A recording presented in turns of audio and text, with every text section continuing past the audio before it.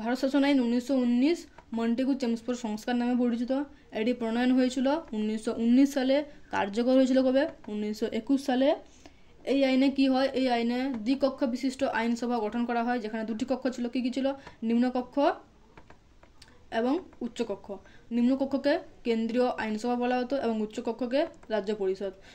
নিম্নসভার সময়কাল ছিল 3 বছর এবং সদস্য সংখ্যা ছিল 145 জন, যেখানে উচ্চকক্ষের সময়কাল ছিল 5 বছর এবং সদস্য সংখ্যা ছিল 60 জন।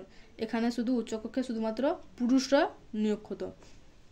এরপরে কি হয়? এরপরে 1921 সালে দ্বৈত শাসন ব্যবস্থা শুরু হয়। এই দ্বৈত শাসন ব্যবস্থা অনুসারে প্রাদেশিক বিষয়কে দুটি ভাগে ভাগ করা হয়। কী কী ছিল? একটা হচ্ছে হস্তান্তরিত আর একটা হচ্ছে সংরক্ষিত। এরপরে ইন্ডিয়ান কাউন্সিলের সদস্য সংখ্যা 8 থেকে 12 জনের মধ্যে রাখা হয়, যারা প্রথমে ছিল 15 জন, এখন 8 থেকে 12 জনের মধ্যে সীমিত করে দেওয়া হয়।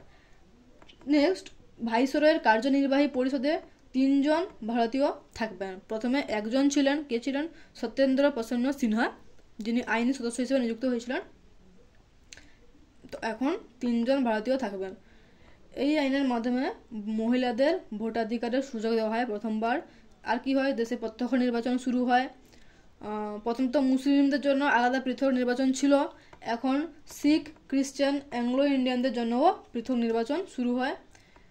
এই আইনের মাধ্যমে কেন্দ্রীয় বাজেট এবং প্রাদেশিক বাজেটকে আলাদা করে দেওয়া হয়। লন্ডনে ভারতে হাই কমিশনার নিয়োগ করা হয়। 1926 সালে 1 অক্টোবর সিপিএসসি গঠন করা হয়। তো এটি ছিল ভারত শাসন আইনের সামারি।